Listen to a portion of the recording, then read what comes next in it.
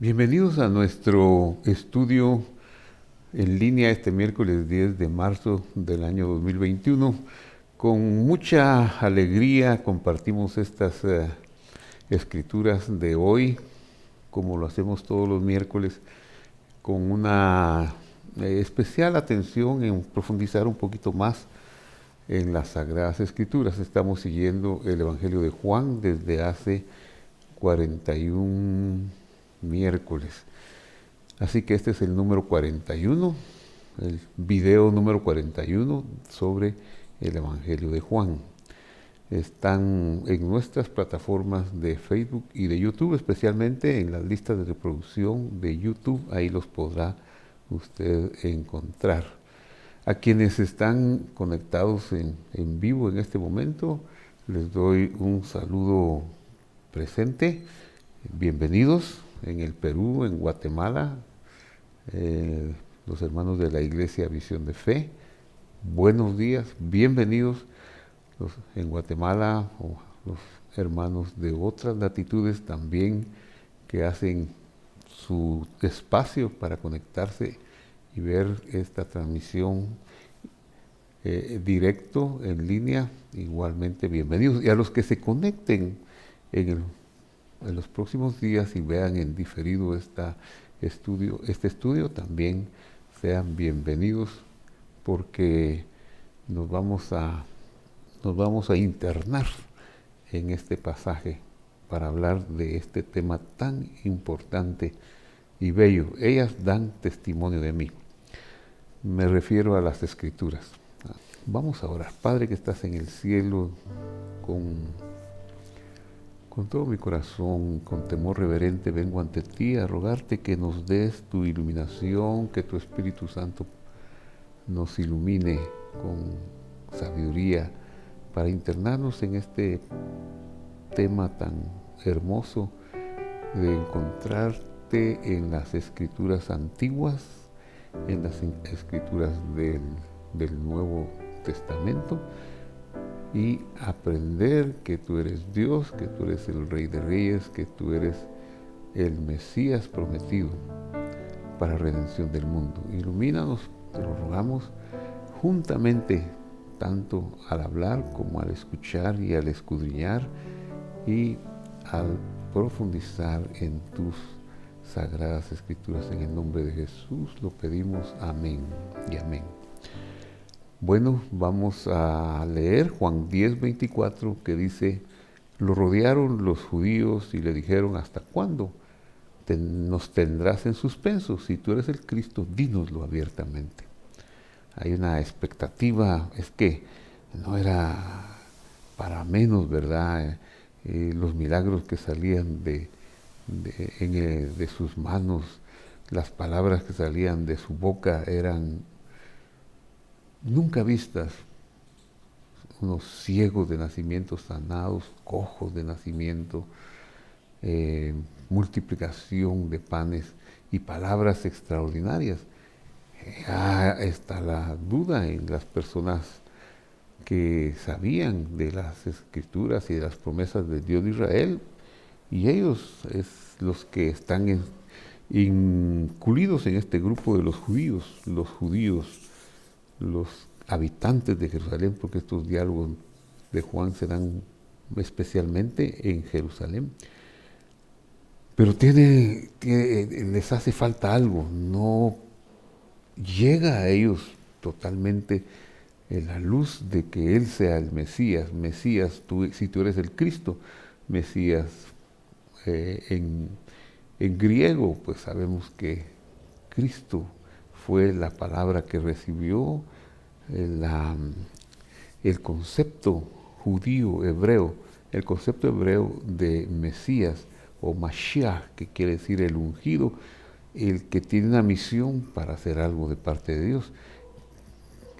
La pregunta es si eres el Mesías, es decir, el enviado de Dios, el capacitado para hacer la obra de redención, la obra más grande que hay, dínoslo abiertamente. Esa es la duda, lo que les corroe el alma. No pueden alcanzar no han alcanzado a entender, a creer, y es que tiene que ver con la emuná o la fe que Dios es el que la regala en última instancia. Tenemos que reconocer que Dios es el que da esa capacidad.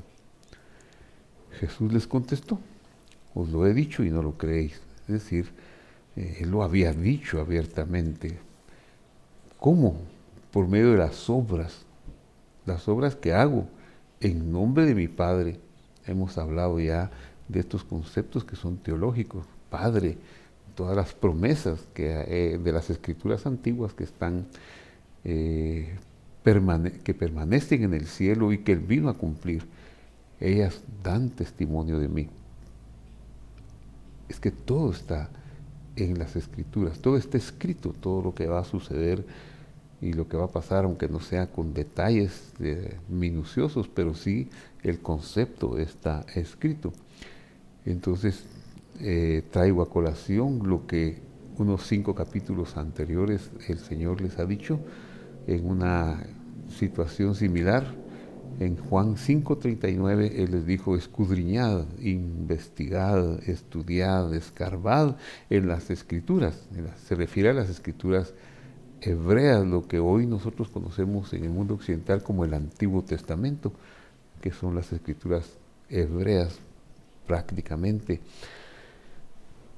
Escudriñen esas escrituras, pues a vosotros les parece que en ellas tenéis la vida eterna, porque el grupo interlocutor del Señor, a veces adversario, a veces buscando de buena fe, ellos eran conocedores de esas escrituras, eran maestros de esas escrituras, como Nicodemo y otros más, y estudiaban esas escrituras, y ellos le tenían temor a esas escrituras. Y Jesús les dice, apelando a ese temor y amor que tienen por las sagradas escrituras: a vosotros os parece que en ellas tenéis la vida eterna y ellas dan testimonio de mí. Pero la pregunta es, ¿cómo es que dan testimonio? Uno necesita algo más que solo el conocimiento humano. Recuerdo que ya he contado cómo aprendí a leer y me gustó tanto leer. Hacía los trabajos que mi mamá me ponía en la casa, barrer, pero encontraba un papel, me entretenía leyendo el papel. Ella me indujo a leer la Biblia y empecé a leer la Biblia. Y eso me apasionó tanto desde mis comienzos, desde primer año primaria, leer las escrituras. Y la leí bastante, mucho. Muchas veces la leí desde Génesis hasta Apocalipsis, claro. Hacía algunas trampas, ¿verdad? Había partes que no leía porque no las entendía, las genealogías, algunos capítulos difíciles como los que se encuentran en los profetas, como Ezequiel, y algunas otras historias podría ser que las saltara, pero sí, eso me dio un concepto general de las escrituras. Pero se necesita algo más que un concepto intelectual de ellas, se necesita una revelación. Y entonces un día yo me puse a pensar así en mi mentalidad de niño: ¿cuándo comenzó todo? ¿De dónde viene todo esto? ¿Cuándo comenzó? Y no lo encontraba, no lo encontraba, pero me carcomía esa pregunta: ¿cuándo comenzó todo?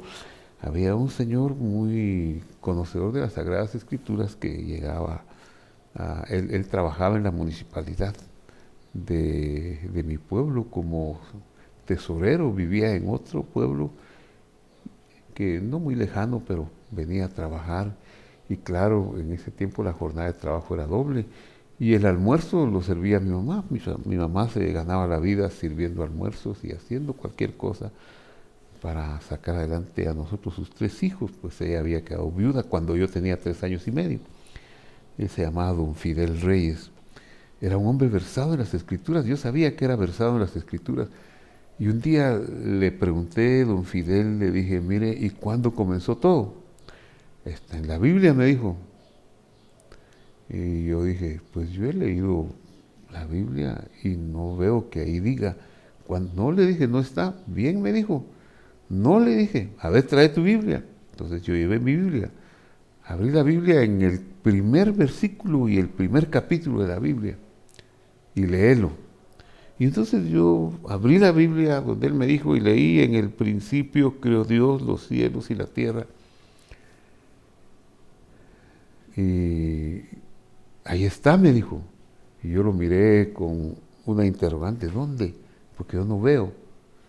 Y yo, en mi mentalidad de niño, yo esperaba que la Biblia dijera el 4 de marzo de 1810 o de 1700, o yo quería una fecha así, porque eso me hubiera saciado mi curiosidad, mi mentalidad. Una fecha de esa naturaleza. Ah, sí, comenzó el 10 de agosto del año 1500.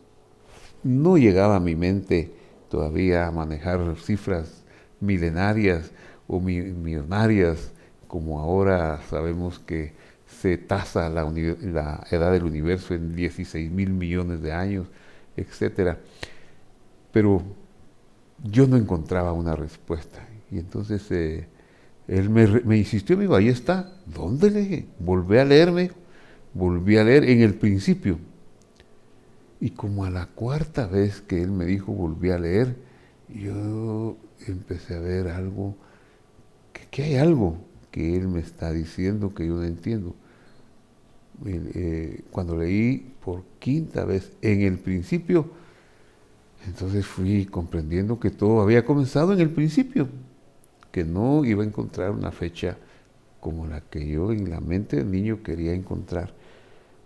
Así es con las revelaciones de Dios que están expuestas en su palabra.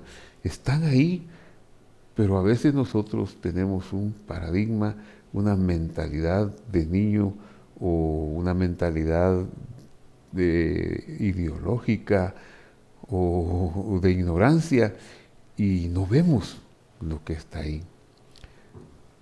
Igualmente, estos hombres que discutían con el Señor, que querían saber si Él era el Mesías o no, querían saber cuándo, quién, si Él era, pero querían oírlo. Miren, el Mesías soy yo porque tal y tal cosa, como yo quería saber la edad o cuándo había comenzado todo. Pero no es así, Dios no va a revelar eso. Está en las Escrituras porque Él esconde, por alguna razón, Él esconde los tesoros. Dice que es su honra, su gloria esconder esos tesoros, pero también es gloria de nosotros, sus hijos, que tengamos el amor de descubrir esas verdades, de ayudados por la fe y por la sabiduría de su espíritu, por la humildad de encontrar lo que el mensaje correcto. Ahí está, Jesús está, el Señor Jesús, el Redentor, el Mesías está en las Sagradas Escrituras.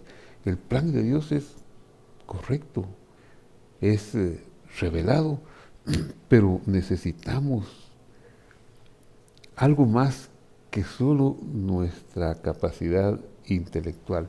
Necesitamos la ayuda de arriba. Por eso nos gusta orar cuando comenzamos un estudio bíblico o cuando vamos a estudiar, a iniciar un mensaje. Nos gusta orar para pedir la ayuda, porque sin esa ayuda del Espíritu de Dios nosotros estamos incapacitados y nos vamos a quedar cortos. En algún punto nos vamos a quedar perdidos, como sus interlocutores no lo veían. Ahí estaba, él era, pero no lo veían. Entonces vamos a hacer un recorrido de algunas promesas de cómo Él, el Señor Jesús, es el Mesías, Él es el Redentor, el Salvador del mundo. Él. Y esto lo vamos a ver en las Escrituras hebreas, porque los evangelios ya lo muestran de carne y hueso, actuando y obrando las obras que no pudieron haber sido hechas por un hombre como él. Bueno, él era en semejanza de hombre, pero sus acciones, su nacimiento tan milagroso, las promesas de su nacimiento, su crecimiento tan milagroso, sus enseñanzas espectaculares, los milagros, su muerte, que todo estaba calcado en las escrituras antiguas, en las escrituras que Dios reveló en miles de años.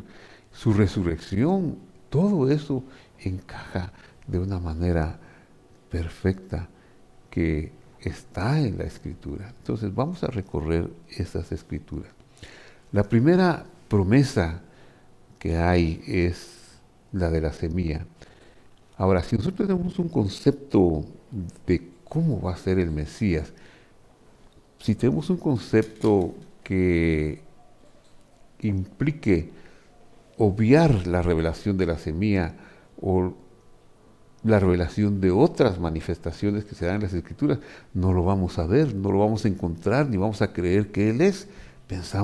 Pensaremos que no, que necesitaremos de alguien diferente, que falta, que venga, estaremos esperando su venida, porque no vamos a aceptar que Él sea. Pero si vamos a las Escrituras antiguas, a las Escrituras hebreas, y las aceptamos con humildad y las escudriñamos, vamos a encontrar lo contrario. Él es, Jesús es, no hay otro, no vendrá otro. Él es el que había de venir.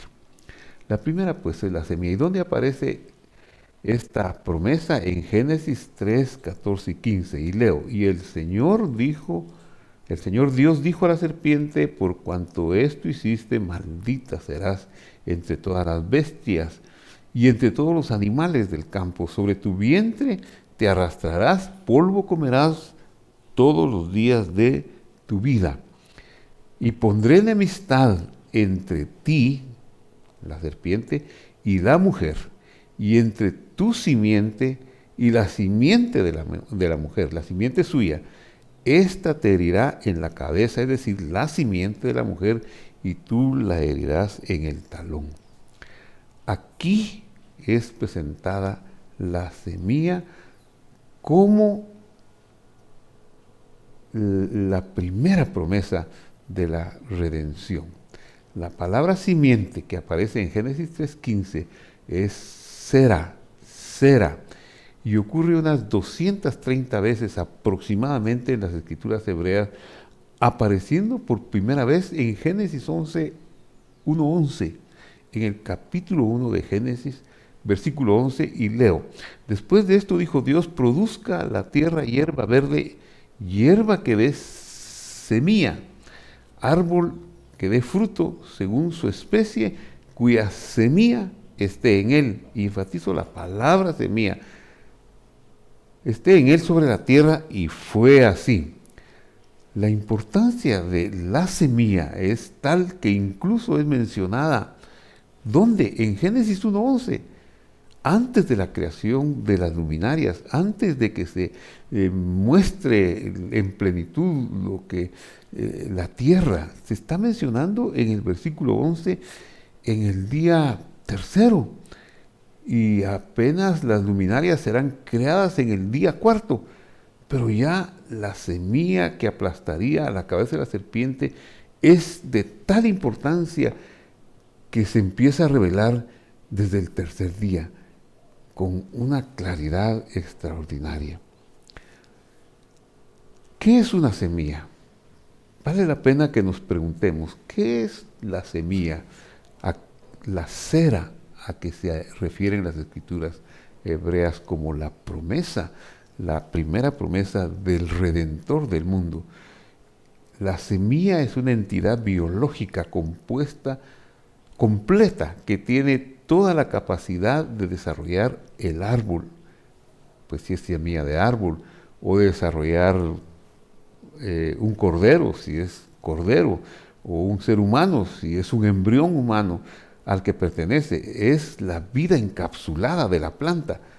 es ya el cigoto, ya es algo pleno. El Mesías, el Señor Jesús prometido, es la cápsula de Dios. La cápsula que Dios estaba prometiendo desde Génesis 3:15, es más, desde Génesis 1:11, desde el mismo principio. Es Él. ¿Por qué? Veamos lo que Él dice de sí mismo en Juan 12:23. Jesús les respondió a sus discípulos, esto es un diálogo con sus discípulos, cuando les dice: ha llegado la hora para que el Hijo del Hombre sea glorificado. De cierto, o sea, ciertísimo, verdadero es, que si el grano de trigo, la semilla, refiriéndose a él como semilla, no cae, si el grano de trigo cae en tierra y no muere, queda solo, pero si muere, lleva mucho fruto. Entonces aquí hay una conexión que podemos ver maravillosamente empalmando con esa semilla del principio. La semilla vino para morir, para que su efecto multiplicador se diera, tenía que morir, tenía que venir como semilla. Nació como una semilla, luego se desarrolló como el Mesías que conocimos, como el Jesús que relatan los evangelios, o el Mesías prometido en las escrituras hebreas.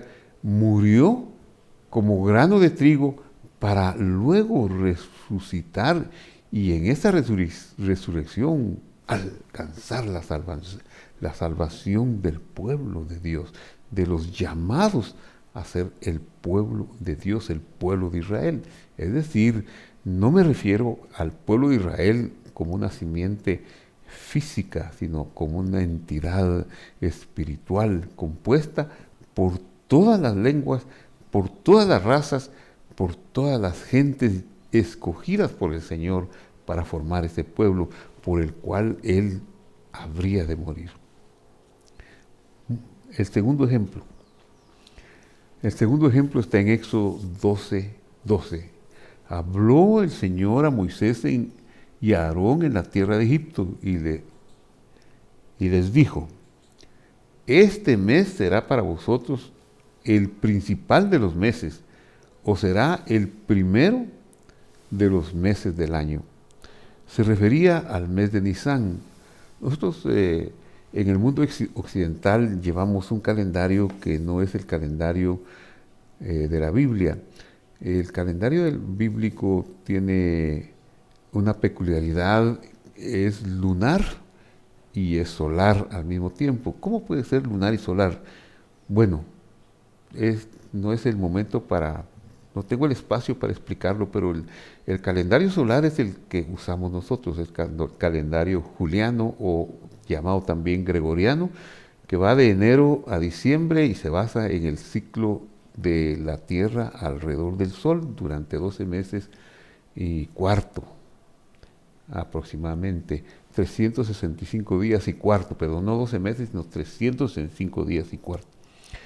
La luna se renueva cada 29 días y medio aproximadamente y el calendario bíblico es lunar, es decir, va con la luna. Los meses lunares son de 29, porque no puede haber medios días, o de 30 días, se va ajustando en el término de 12 meses. Durante 12 meses hay una renovación de la luna 12 veces, que alcanza unos 354 días. Claro, queda un desfase de 11 días con el ciclo solar. Y si ese ciclo solar se suma al año, 2 años, en 3 años, podríamos tener un desfase de 33 días. Entonces, Dios dice aquí: este será para vosotros el principal de los meses, Dios será el primero de los meses del año. Y aquí les va a dar la instrucción de la primera festividad que va a marcar no solo el calendario de festividades, sino que va a marcar también la revelación y la promesa de la semilla, solo que ahora en otra forma. eh, esta festividad o esta cita del Señor con su pueblo tendría que ocurrir en la primavera, en el mes de Aviv, que es primavera. No podría ocurrir en el verano ni en el invierno. Por lo tanto, tendría que ocurrir en el hemisferio norte entre los meses de marzo y abril, cuando se da la primavera. Sin embargo, eh, los meses lunares no alcanzan el ciclo solar, por lo tanto el calendario lunar y solar se tienen que empalmar y hacer una corrección en el calendario lunar para que todos los años coincida esta festividad con la primavera, porque la revelación de Dios tiene que ver con las festividades. Las citas de Dios con su pueblo están mostradas maravillosamente en las festividades, que más que festividades son citas de Dios con su pueblo, que podemos decir que son festividades que arrancan con la primavera, el mes de Aviv, y eso no puede cambiar. Bueno, entonces continúo. Este será el mes para vosotros. Este mes será para vosotros el principal de los meses, o será el primero de los meses del año. Este año de 2021, en el domingo entrante, el domingo 14 de marzo, será la renovación de la luna, el primer día del mes de Aviv o del mes de Nisan.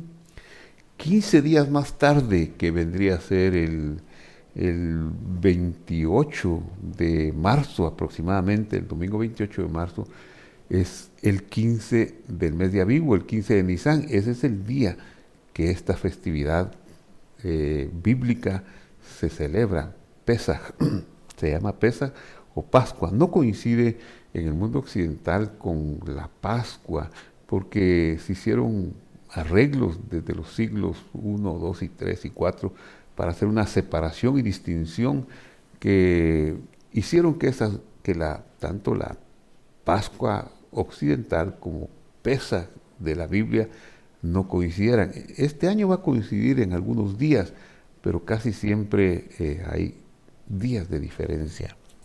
Bueno, pero eso no es importante y tampoco es el tema. Este será el primero de los meses del año. Hablad, dice, a toda la congregación, verso 3, de Israel, y decid: el día 10 de este mes tomará cada uno un cordero según sus familias de los padres, un cordero por familia.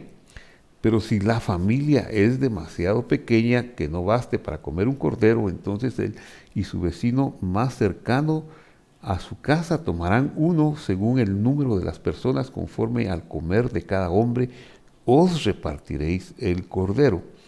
El animal será sin defecto, macho de un año, y lo tomaréis de las ovejas o de las cabras. Entonces, esta segunda alusión al cordero de Pesaj o al cordero pascual, como lo conocemos en el mundo occidental, es la segunda alusión a quizá de lo más importante sobre la misión del Mesías, que vendría a redimir, a sacar al pueblo de Dios de la esclavitud, del mundo, de la esclavitud de la serpiente que ha tenido a la humanidad aprisionada en una actitud anti Dios, anti lo que es todo lo que tiene que ver con Dios. Así que es como ver al Cordero, la semilla viene a morir. Si los interlocutores del Señor Jesús en Juan capítulo 10, que estamos estudiando, esperaban ellos un Mesías guerrero y vencedor, un Mesías que derrotara al Imperio Romano, pues no lo iban a ver en Jesús, porque Él no vino a vencer al Imperio Romano. Claro que lo hubiera podido vencer con un soplido o pedir 10 legiones, pero no era ese el propósito. El propósito de la semilla y del cordero era morir, morir sustitutoriamente, y se da todo el sistema de sacrificios para, en forma pedagógica, para mostrarnos el camino del Mesías. No podía haber redención sin ese sacrificio, sin la muerte. Entonces, depende de qué anteojos tengamos puestos nosotros, lo vamos a ver o no lo vamos a ver.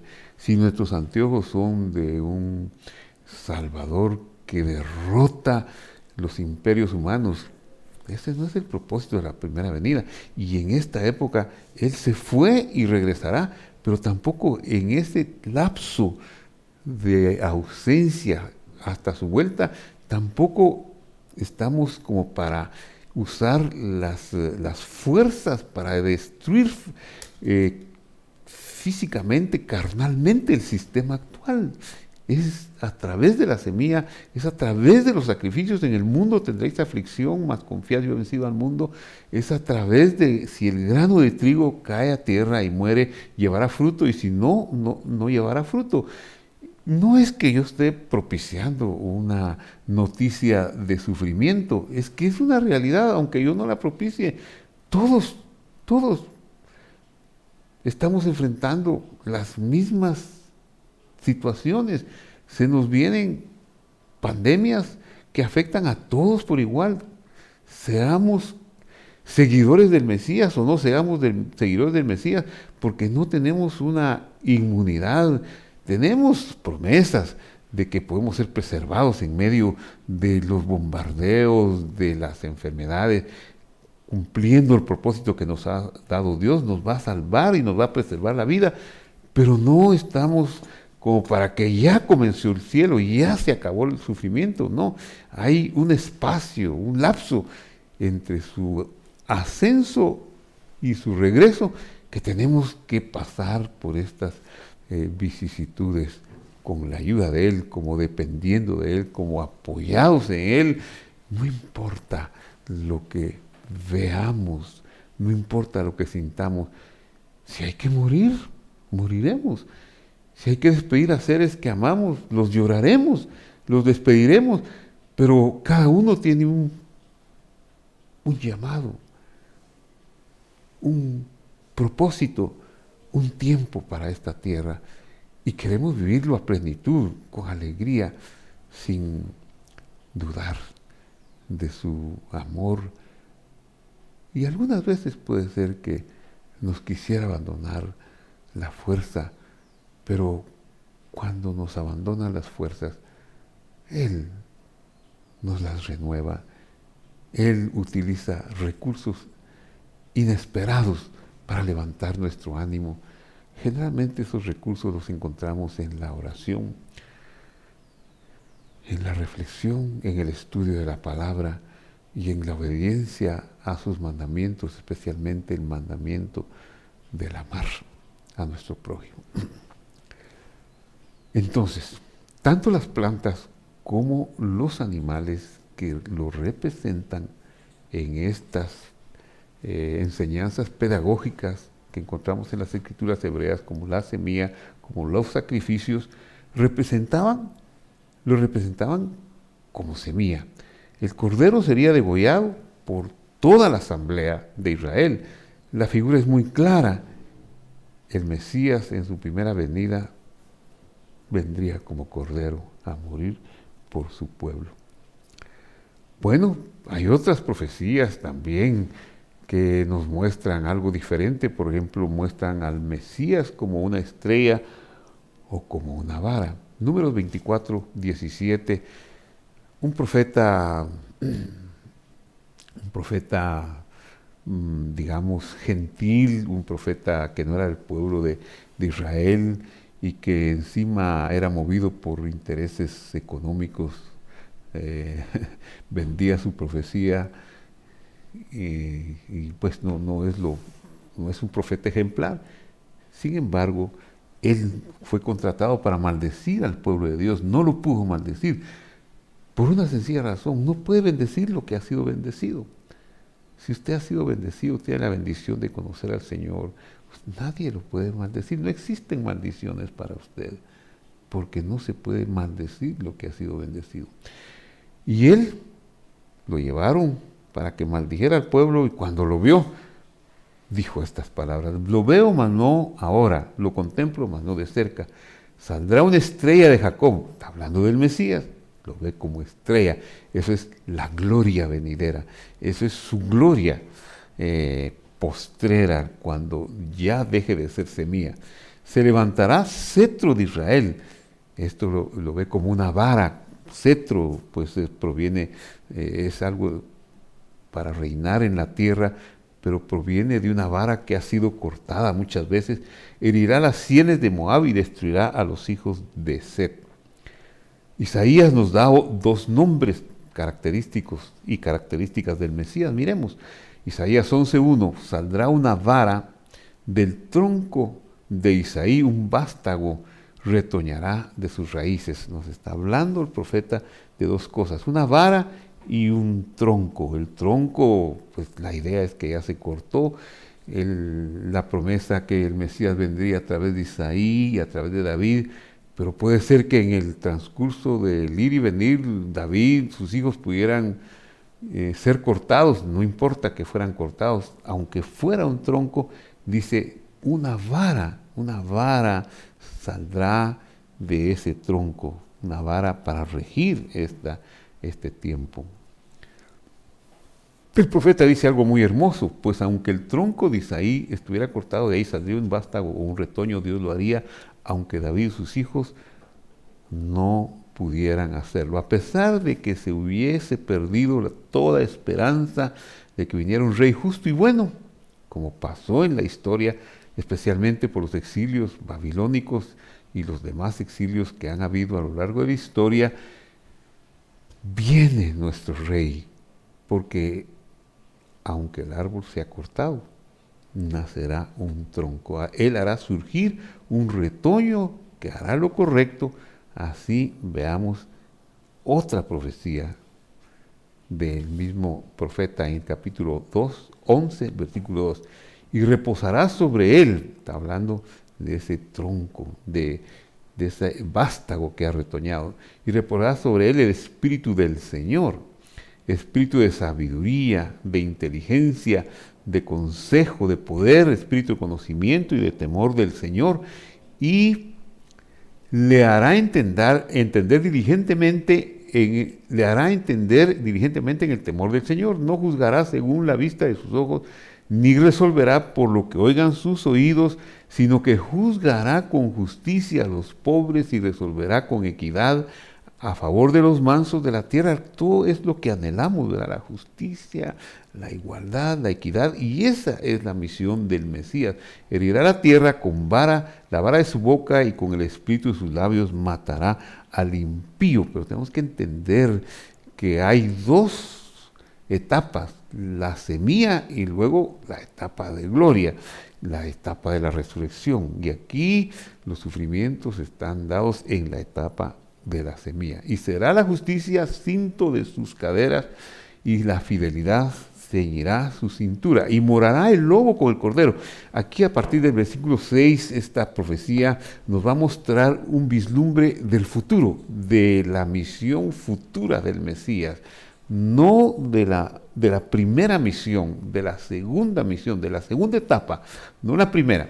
Morará el lobo con el cordero. Eso es lo que anhelamos, y eso es lo que muchos creen que esa es la etapa primera, y si no, no reconocen a Jesús, porque dicen: ¿cómo puede ser que Jesús sea el Mesías si sigue habiendo esto de malo, y aquello de malo, y aquello de corrupto? No puede ser. Pero es que hay que distinguir esas dos etapas, la semilla y la cosecha. Morará el lobo con el cordero, el leopardo con el cabrito, se acostará el becerro y el león, y la bestia doméstica andarán juntos, y un niño los pastoreará. La vaca pasará con la osa, sus crías se recostarán juntas. ¡Qué maravilloso! Y el león como el buey comerá paja, el niño de pecho jugará sobre la cueva de la cobra, el recién destetado extenderá su mano sobre la caverna de la víbora, no harán mal ni dañarán en todo mi santo monte, porque la tierra será llena del conocimiento del Señor. Este es un siguiente diluvio que está por venir, como las aguas cubren el mar. Eso es lo que habrá cuando sea el conocimiento de Dios derramado en la tierra. Entonces se darán estas promesas. Antes tenemos que seguir en la etapa de la semilla con esperanza y con anhelo. Ezequiel nos dice lo siguiente: habitarán en la tierra que di, versículo 37-25, habitarán en la tierra que di a mi siervo Jacob, en la cual habitaron vuestros padres. En ella habitarán ellos, sus hijos, los hijos de sus hijos para siempre, y mi siervo David será príncipe para ellos. Puse entre paréntesis príncipe porque no es la mejor traducción de la palabra hebrea que aparece aquí. La palabra hebrea que aparece y que estoy señalando, que estoy marcando en este momento, es nací, para siempre. Pero ¿qué significa nací? Si no significa príncipe, porque dice, donde dice, y mi siervo David, admite también la lectura, David quiere decir amado, pues sustituyamos David por amado. Mi siervo el amado. Además, en hebreo no se usa la palabra príncipe, de nuevo repito y escribo aquí la palabra nací, sino la palabra nací. Nací, ¿qué es un nací? Un nací en Israel era una persona que Dios había llamado por nombre y le había encomendado la tarea de cargar con todos los pecados de la asamblea de Israel. Eso es un nací. Y eso es lo que es el Mesías, el nací, el cargador. Eso es lo que Ezequiel nos está representando aquí. Entonces, ¿dónde está el Mesías en las Escrituras? El nací de Ezequiel 37:17. Así que el versículo lo que está diciendo, mi siervo amado, el Mesías, Jesús, el nací, este nací. De ellos será el nací de ellos el que cargue los pecados de su pueblo, como también lo dice Isaías 53. Mas él herido fue por nuestras rebeliones, molido por nuestros pecados, y por darnos la paz cayó sobre él el castigo, y por sus llagas fuimos nosotros curados. Es una profecía muy clara. No se refiere al pueblo de Israel, se refiere al nací, se refiere al Mesías. Otro nombre dado al Mesías, podemos verlo en Jeremías 33:15. Es espectacular este nombre. En aquellos días y en aquel tiempo haré brotar de David o a David un renuevo justo. Habla de nuevo de ese tronco, aunque humanamente esté perdida la esperanza, habrá un renuevo justo que actuará conforme al derecho y a la justicia, porque la puerta por donde entrará el Señor es la puerta de la justicia. Y Él, lo vimos en unos estudios anteriores, Él es esa puerta.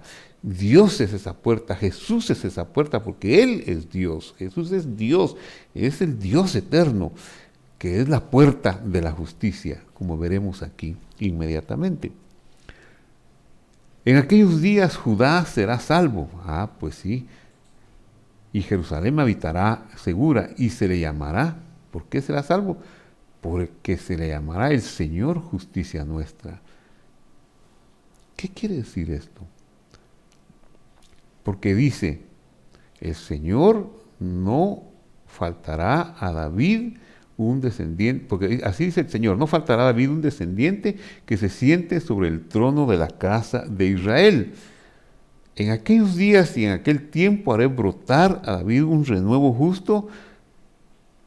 En aquellos días, ese renuevo justo es diferente a lo que mencionamos. Esa palabra renuevo es diferente a la que mencionamos en Isaías 11:1. Aquí es otra palabra, tzemach. Tzemach allá era diferente, y así se llama cuando ya se ha sembrado la semilla en la tierra y brota la hierbita. Todos estos nombres nos enseñan verdades profundas. Cuando viniese el Mesías como semilla, habría que enterrarla, saldría en un brote relacionado con la familia de David, algo así como el Señor puso un retoño en el tronco, Isaí, salió una rama nueva, una semilla fue puesta por Dios ahí. Jeremías 33:15 que vimos anteriormente, el tzemach es el brote, algo que brota y viene con un nombre asombroso. ¿Cuál es el nombre que viene? Es este que estoy marcando. Ahí en hebreo quizá usted dirá, ¿qué dirá ahí? Pues no conozco el hebreo. Ahí dice, en la primera parte está el nombre inefable, que en nuestras Biblias castellanas, Reina Valera especialmente, traducen como Jehová. En la primera parte, el nombre inefable, Jehová, lo voy a decir en ese término, y en la segunda parte, 1, 2, Jehová Tzidkenu.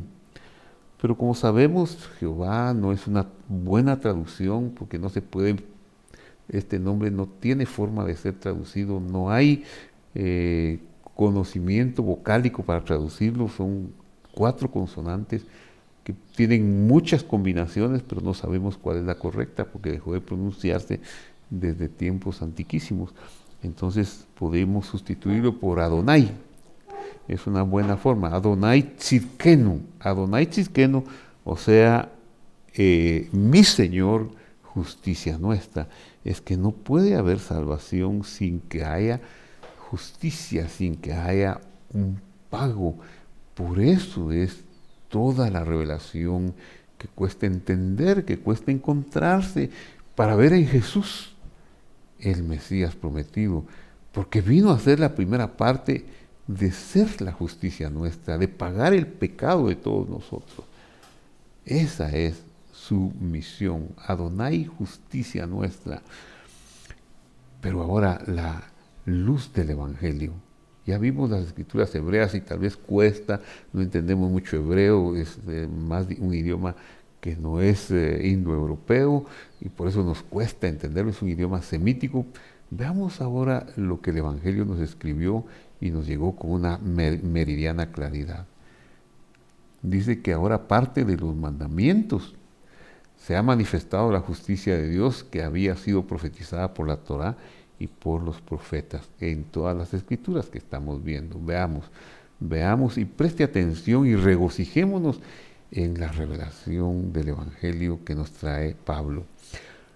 Romanos 3:21, pero ahora aparte de la ley, de todo el sistema de la ley, de las pedagogías y otras cosas, se ha manifestado la justicia de Dios, el Adonai Tzidkenu, Adonai justicia nuestra, Jesús Adonai, es Dios, nuestra justicia. Él mismo murió, vino como semilla, creció, claro, se redujo a ser semilla para poder morir, para poder ser puesto en la tierra y de ahí surgir, pero ya purgando, portando como nací los pecados de todos nosotros. Repito, pero ahora aparte de la ley se ha manifestado la justicia de Dios testificada por la ley y los profetas. La justicia de Dios por medio de la fidelidad del Señor Jesús. Él, su fidelidad nos trajo esta justicia para todos los que creen en Él, porque no hay diferencia, por cuanto, condición humana, por cuanto todos pecaron. No hay raza, no hay lengua, no hay nadie que se escape a este versículo. Todos. En el norte y en el sur, incluye a cualquier tiempo, incluye a cualquier nación, pasada, presente y futura. Por cuanto todos pecaron o pecamos, estamos destituidos de la gloria de Dios. Pero Adonai Tzidkenu, el amor de Dios fue tan grande que hizo aquellas promesas de la semilla, del cordero, del tronco, de la vara, para justificarnos gratuitamente. Eso es, resaltémoslo, gratis, por su gracia, un favor inmerecido, no mira nuestros méritos, mediante la redención, es decir, compra, que va a ser el Mesías Jesús. Esa fue su misión, venir a comprarnos. A quien Dios puso como el propiciatorio en la pedagogía del templo, del altar, de las expiaciones, como el caporet, donde se ponía la sangre, como propiciación por medio de la fe en su sangre, para manifestar su justicia a causa de haber pasado por alto en su paciencia los pecados pasados. Qué cosa tan hermosa. Con miras a manifestar hoy, en este tiempo, su justicia, a fin de que Él sea el justo y el que justifica al que es de la fe en Jesús. Qué hermoso es el Evangelio. ¿Qué méritos podíamos tener nosotros para alcanzar este estatus de perdón? ¿Cómo podríamos haber hecho si todos estábamos destituidos? Destituidos quiere decir que estábamos muertos, no teníamos opción, no teníamos voz ni voto, pero Él nos amó tanto que antes, desde el mismo momento del pecado, ya fuera del huerto, Él le dice a la serpiente: desarraigada eres tú, pero la semilla vendrá, la expresión mínima de la vida del cielo. Dios devolverá la expresión mínima, completa de la vida para venir a representar a esta humanidad que tú has engañado y que tú has destruido. Así que tú no vas a poder impedirlo. Dios mismo lo hizo desde el mismo principio y desde ahí hizo crecer su revelación hasta culminar con miras en manifestar en este tiempo su justicia a fin de que Él sea justo y el que justifica al que es de la fe en Jesús. Querido televidente, querido internauta, si estas palabras han aleteado en su corazón, si le remueven pasiones por Dios, gratitud a Dios, quiere decir que usted ha sido tocado, tal vez no hoy, tal vez desde antes, pero esto puede haberle dado un grado más de certeza en su fe de que usted está en el camino del amor de Dios, de la justicia de Dios, y que somos salvos porque Él es Adonai. Adonai es mi Señor, Tzidkenu, mi justicia, el que me da su justicia, el que tuvo que ser como el cordero para morir, tuvo que ser como la semilla para ir a tierra y pasar 3 días y pasar 30 y tantos años y 3 días y luego morir y resucitar. Él es el Mesías, Él es el Dios que se hizo como nosotros, nos amó de tal manera, nos amó Dios, su amor es tan entrañable que no escatimó venir Él mismo para extendernos su abrazo de salvación. Si usted entra en una claridad de esta promesa que se hace realidad, únase conmigo para darle gracias a Dios. Padre que estás en el cielo, nos regocijamos, Señor, en la salvación tan grande, que no es un hacerse de la vista gorda de nuestros pecados, sino todo lo contrario. Reconocemos que estábamos destituidos completamente de tu gloria, de lo que es bueno, de lo que es vida. La muerte ha sido nuestra naturaleza, pero tu amor tan grande hicieron que tú vinieras como una semilla, como una vara, como un tronco, en un renuevo, para hacer el pago, la expiación por toda nuestra deuda, para pagar nuestra deuda y reconciliarnos con Dios. Bendito seas por siempre, jamás. Nunca nos alcanzará ni siquiera la eternidad, ni siquiera las palabras. Aunque diéramos palabras de gratitud y alabanza como las aguas del mar, como la altura de los cielos, no nos alcanzarían nunca para cantarle a tu gracia y a tu bondad. Nos sentimos compungidos, nos sentimos amados. Gracias, gracias, Señor. Bendito sea tu nombre por los siglos de los siglos. Amén y amén. Qué bendición compartir con ustedes estos minutos de estudio en la palabra de Dios. El Señor quiera que nosotros podamos perfeccionarnos en escudriñar las Escrituras, en ir más allá para disfrutar y compartir y tener deleites espirituales con nuestros compañeros, nuestros amigos.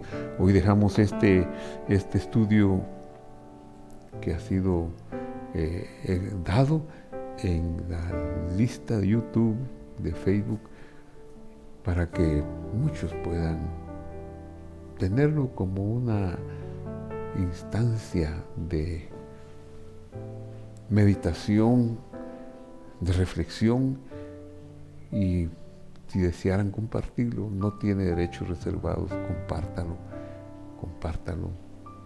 Gracias por unirse a nuestro canal. Para los que se han unido, si usted desea unirse, bienvenido. Si desea darle un clic para que le lleguen nuestros recordatorios de los próximos estudios, bienvenido también. Bueno, con el favor de Dios nos veremos el domingo en un servicio en línea de la Iglesia Cristiana Visión de Fe a las 9 y a las 11, el domingo a las 9 y a las 11, y el próximo miércoles a la misma hora de hoy. Que Dios los bendiga.